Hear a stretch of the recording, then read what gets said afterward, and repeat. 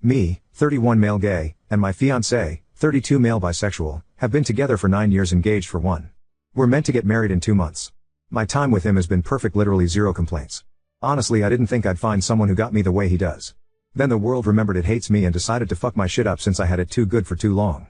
Last week my fiancé sat me down and told me he wanted to discuss something with me and to keep an open mind. Sure. He said since we're getting married he wanted to know if I would be okay with him having one night where he could sleep with a woman. My heart broke instantly. My dreams and hopes and plans vanished in an instant, and the marriage I was eager to begin was dead. At the very beginning of our relationship, when he asked to be exclusive, I told him there will never be anyone else in our life. Just us. No one's coming into our bedroom, there will be no cuck fantasies, no Eiffel Towers, nothing. I made it clear if he ever asked me for anything of the sort, the relationship was over immediately, there will be no conversation about it, it's done. He agreed. He said monogamy was the only thing for him and he doesn't want anyone else. Before I keep going, I do want to explain why I am the way I am. I won't give a lot of details, actually almost none, but I'll give enough to understand hopefully.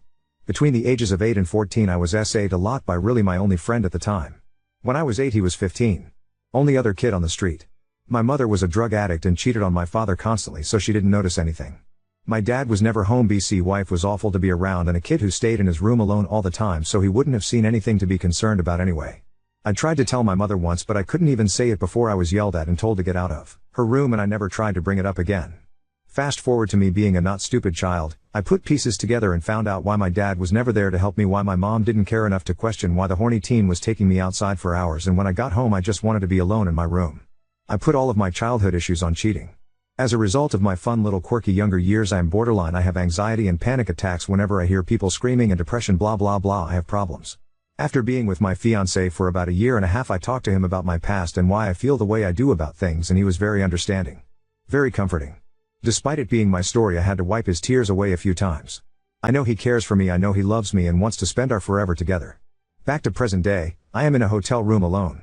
Everyone I've told this to has said I'm crazy and stupid and need therapy. They don't understand how I can throw it all away over my partner being honest and open with me about something. He didn't actually cheat, he just wants to, lol. He has said he won't do it, he needs me more than any feeling a woman can give him. I am his everything. He's called me twice since I started typing this and messaged me really sweet things, so I'm at a point where I don't know what I'm doing. I look at the future and I see him. My entire adult life I've had the mentality of if they want to cheat they will, so he's asking me now, and if I say no he will eventually do it anyway but won't tell me next time. That is where my decision to leave comes from. He will grow to resent me for denying him this thing he wants. I don't want to be that person 30 years from now finding out my husband has had 50 affairs during our marriage with a bunch of women. When I am with someone, I'm with them. I don't look at other people, I don't entertain advances anyone makes towards me, I don't flirt with anyone else. I'm devoted in every way. People are making me feel crazy for wanting the same energy given back to me. I can't wrap my head around him wanting to kiss someone else, to be an inch away from them and smile and then start fucking. I don't want to think about it, but it's all I'm thinking about. It's been almost 8 days since I left and it's my only thought. I am losing my mind in a shitty hotel room thinking about the guy I love fucking some random woman who doesn't exist. I'm lost. What to do? I do want to say how amazing he is. He buys me flowers every Friday, he stands up for me when no one else does, he looks for me in every room, he makes me feel like I matter, he makes my grayest days bright and clear, and the smile I used to fake isn't fake anymore. He has never judged me for the things I do, he's never made me feel bad for having off days, he just makes me feel loved. My birthday was last month and he made me a book filled with pictures of us he's taken over the years, with the last page being blank so he can add our wedding picture eventually. Above each picture was what he was thinking when he took it, and below is how he was feeling at the time. Part of being me is I need constant reassurance that he does love me, so I ask him those things a lot. It means everything to me and it's my favorite thing I own. I'm just trying to say he really is great despite this one thing. He said he'll do anything for me to come back. We can push the wedding back and just work on us, or we can call it off completely and just be together. He will never bring it up again and he's deeply sorry he ever wanted to do it, and I believe him. Time changes people though. I just want an unbiased opinion from someone whose life will not change whatsoever by my decision. They tend to be more truthful. I love him, and when I look at pictures of him I hear wedding bells and I see the house he wants to buy with me and the 2 kids he wants to adopt at some point. I don't want the rehashed when trust is gone, it doesn't come back, or you know the answer. Leave. I do trust him, I don't trust the things I'm telling myself over and over about what may happen in the future. He has never given me reason to not trust him, but I don't know. Update 1. Okay, if anyone actually cares about the outcome, but my original plan was to talk to him today. Bring up therapy. Maybe go back to our apartment or just stay for the rest of my hotel reservation. That did not happen. I folded. I got Dunkus Sunday night. He called me about 10:30ish and I told him where I was. BC, he said he wanted to explain in person. Sober me would have said no, say that shit over the phone. Drunk me as a hoe. He came over, he started explaining, but honestly nail me to a cross, I will die for the sins I know every single one of you would commit. If you could see his face, we did shit. After that he did explain. His best friend, who's always had issues with me, has been trying to convince him for months if he doesn't sleep with a woman again he will end up cheating on me in the future. He didn't believe at first, but after a few months his friend wore him down. I know he's not lying, he showed me texts going back to February, every so often his friend bringing it up. His friend is always not like me. I don't think he's okay with my fiancé being bi. First time he introduced me to his friends, his best friend was very standoffish, didn't interact with me. At one point someone asked if I was into hiking. I am, and she said best friend's name is also really into it. I said that's cool, do you know any good spots since I just moved here and haven't found any yet? He said no and started talking to someone else. Okay. Sure. Dick. Bunch of other little shit over the years, like always bringing up his ex-GFs in front of me, blah blah, you get the gist. I think he knew I'd leave if my fiancé asked me for this. My fiancé said he doesn't want to do it and he wanted me to say no. Yes, a few of you told me to just say no and he would agree and wouldn't, congratulations, and we'd move on. Wedding still on hold, I have the ring back, it's on a chain around my neck, I want therapy still with him. Too many of you convinced me in private DMs with your personal stories about how helpful it was in your relationships. You wore me down. I also want to know what a paid professional thinks about his best friend BC. Honestly, I'm done with him. I don't want him at my wedding, I won't want to see his face, I don't want him to be my fiancé's best man. Sorry to disappoint, I know a lot of you were calling for his head. I was the same mindset for most of my life until I was put into the shoes I am in now. It's hard. Trying to throw that love out the window and leave is hard. It was also a misunderstanding, so I overreacted anyway. I do want to thank you all. I expected my post would be like many others, get a few replies and that's it. Got a lot more than that and most were helpful. Some were jokes, some were just trying to convert me to be straight, and some were trying to gaslight me. Thank you for the actual advice, and I'm sorry so many people related to my struggles. I expected a few, but I got at least 100 DMs talking about their trauma and how it's affected them in their adult lives and how they think I should move forward. Bittersweet, but I'm glad I wasn't alone in my struggles. For the questions, are you in therapy? Yes, I'm in individual therapy. Have been for years. I'm also on meds. Mood stabilizers, benzos and antidepressants. Therapy only goes so far. I know the post made me sound kinda psychotic, but I also left all my meds at the apartment, so I was on day 8 of clean living and I skipped last therapy appointment.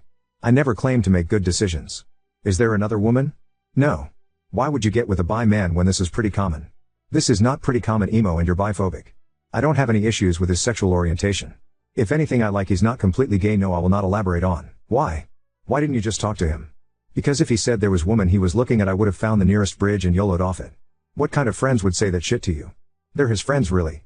When I moved here in my early 20s, I met him quickly. Less than a year when I got here, we went on a date. He introduced me to his friends and his friends became my friends. I would hang out with them without my fiancé and vice versa. In hindsight, I don't think they were being malicious, they've always been nice and welcoming, excluding the one person. They just liked seeing us together and didn't want to see us apart. Almost a decade of seeing a couple and I can understand they'd want to see us last. I don't have any negative feelings towards them. Are you going to bring up moving? Few people asked after I brought up what he would have to do to get me back immediately. I said move. No, I won't bring it up, I think. I do want to, I'd love to be closer to his family since I don't have any and I love being around them. They all live in Seattle and we're in Boston. Don't get to see them much. If I do bring it up, I might wait till this situation clears up completely. Why are you denying who he is? I'm not. He can jerk off to women. Ig. He can't touch M though. How can you throw 9 years out the window over a question? It's the one question I asked him not to bring up. I thought I made that clear in my post. I can overlook a lot of things and I do, but that one thing I can't. I still can't. If he was serious about it, I don't think I'd stay. I'm not gonna let him walk outside, fuck a woman and come back with cookies in my hand and a smile on my face. Did that feel good, baby? Here's a cookie and some milk. BFFR. You may be walked on in your life, that is not me though. Do roleplay in the bedroom, he might just want a feminine aspect. I will not upload a picture of myself, it defeats the purpose of making a trashy account. However, I am 6 feet 4 inches, I weigh 230-ish pounds, I work in a garage, I've spent 15 hours a week in the gym for the last 7 years and I have scars all over my body with a few on my face. My skin is not soft and I look like if I meet you in a dark alley I'll shank you. I'm not feminine. I think he'd laugh if he saw me walk out in lingerie and a wig. I would too, TBH. That's it for now. I might update after a bit of therapy, probably not. Ike. I don't think many will care after they read I didn't chastise him. Thank you again for all the actually helpful advice. I didn't expect any of it, but I'm very grateful. Edit, y'all judged the fuck out of me for not demanding he drop his lifelong best friend. Ike. We talked last night, I brought up my issues and he said he was leaning towards cutting him off entirely anyway. They're no longer friends. Y'all can stay on your toxic relationships making demands and ultimatums, I will not be doing any of that though. I'm not a doormat. Y'all genuinely sound bitter, I'm not alone like you or I'd argue with the wall. Oop, I don't want to tell him to, it's a thing I used to do with isolating people and I don't want to do that to him. I'm hoping he will just tell me why and do it himself, but I think therapy will make him realize the actual reason. Now on to second story. Wife forbade our son from cooking, labeled it unmanly after he'd done a dish better than expected. Now I'm doubting everything. My wife has always been the one to cook around the house, and as an Italian, it's one of the reasons I fell so hard for her. I've offered to help out in the kitchen or even cook for her sometimes, but she's always firmly, yet politely, told me no, and I can't really blame her because I did not get either of my parents' good cooking genes. Because of this, I've always been sure to thank her for every meal, and I've taught my children to do the same. For the past year or so, my son has been watching a ton of cooking videos on YouTube and TikTok, and he's really been wanting to try his hand at cooking. My wife was happy to teach him, and at least twice a week the two of them will go out to the store, buy ingredients for a meal he found on TikTok, and come home and make it. It's been awesome seeing them bonding more, since they haven't really had much overlap in interests before this. About a month ago after dinner, my son asked his mom if he could try making us all a meal on his own. I said it sounded like a great idea, and she hemmed and hawed for a little while before agreeing. So that Saturday she took him to the store to get his ingredients, and then he got to work. She supervised here and there, but he insisted that she didn't need to, so eventually she came to the living room and sat with my daughter and I, looking a little bit dejected, so I reassured her that I was sure he'll still want to cook with her, he just wanted to try it out on his own. That seemed to help out a little, but she still seemed a little off. When he finished and we all sat down to eat, I was honestly surprised at just how good he managed to do on his own. I feel bad saying it, but even after a year or so of cooking with his mother, I expected him to mess up more than he did. I wanted to encourage this interest of his, so I was sure to let him know while I was eating how good he did, and gently bring up the few mistakes he had made. I did it a lot more than I usually would with my wife's cooking, and in hindsight I can see that that's what started all of this. His sister, being his little sister, was not as supportive as I was, and quite rudely insulted his cooking. I was going to tell her to mind her manners and be thankful that he cooked for us when my wife made a sound and pushed her plate away, before agreeing and saying that it was too salty and overcooked. This took me aback, and I could tell my son took it hard too, as his mood visibly dropped.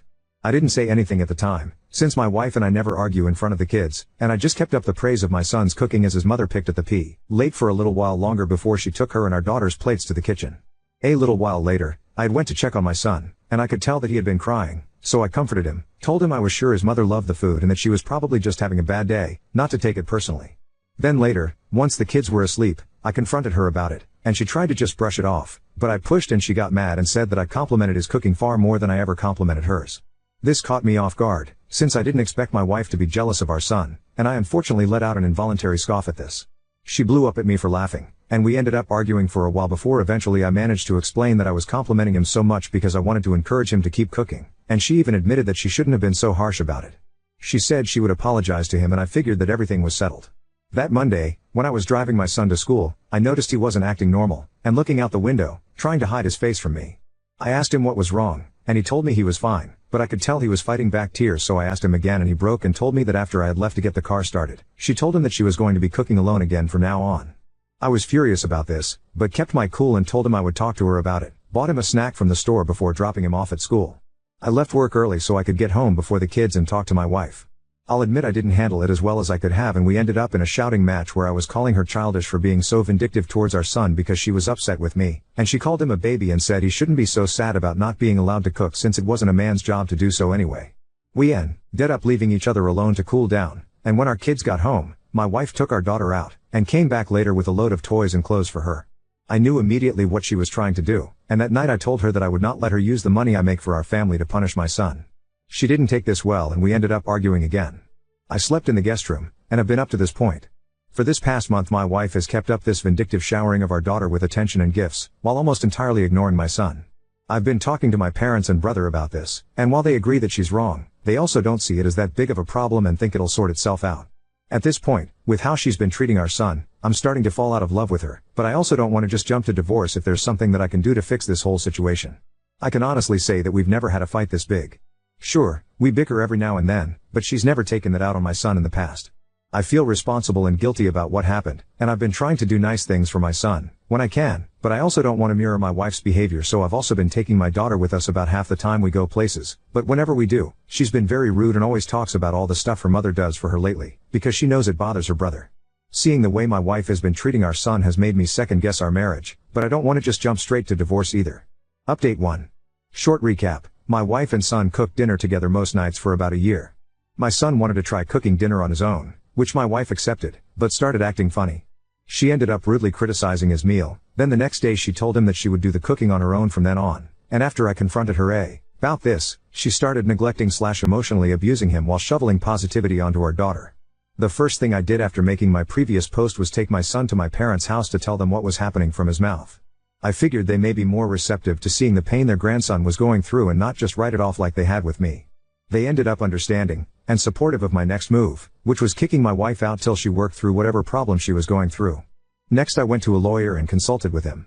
He told me it would be best to have the papers ready to go, even if I wasn't sure I wanted the divorce yet, because it's better to get it done as quick as possible if I decided to go through with it, because in Canada you have to separate for a year, or prove abuse or adultery. I took the kids to my folks' house the next Saturday and came back with my mother. I let her talk with my wife first, then when they were done I told her that I needed her to leave the house until she sorted out whatever was causing her to act this way to our son. She, surprisingly, agreed to this. I'm guessing hearing things from my mother knocked some sense into her, as they were always quite close. I told her that my parents were willing to let her stay there during the time because her parents lived too far away, or I could put her up in a nearby motel. I would also pay for her to see a therapist every week, which I told her was mandatory for fixing things. Our kids spent the night with my parents and we moved her out the next day. We both sat with the kids and told them what was happening.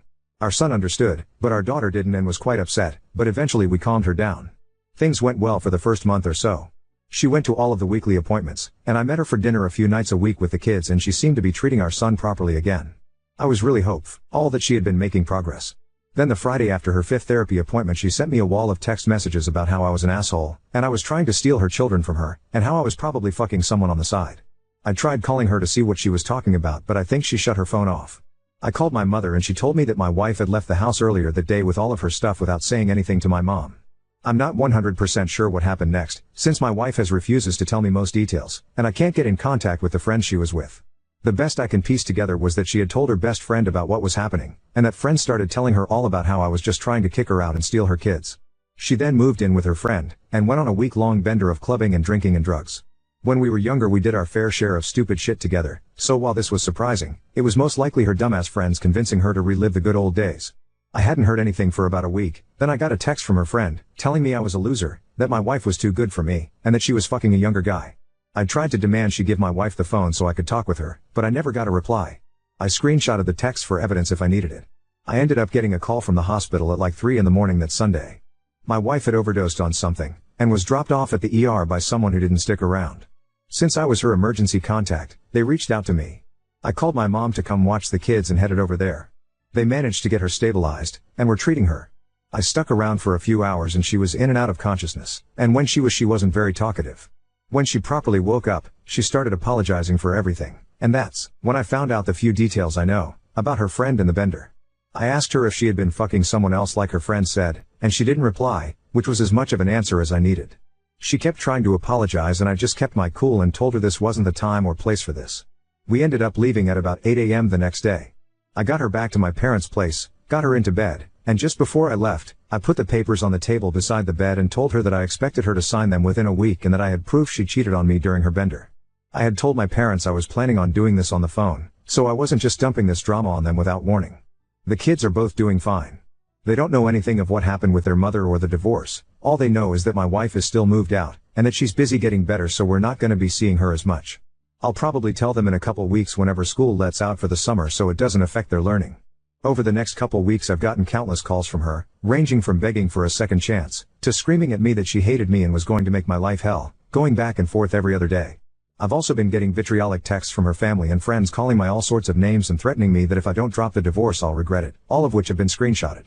My parents agree that divorce is for the best, but they're questioning my timing, and wondering if I shouldn't have picked a better time to do this than when she was fresh out of the hospital. I'm 100% sure I want her out of my life, and I plan on going for full custody of my children as I don't want them around my wife if this behavior is what she's willing to stoop to. And while I do want it done as soon as possible, I'm wondering if I should take back the papers and tell her I've get my mind, at least until she's a bit more stable? ETA, I saw comments suggesting I take my kids to therapy to explain the situation to them. I have a session set up with a therapist in a week, just wanted to wait a tiny bit longer for their school to be as finished as possible.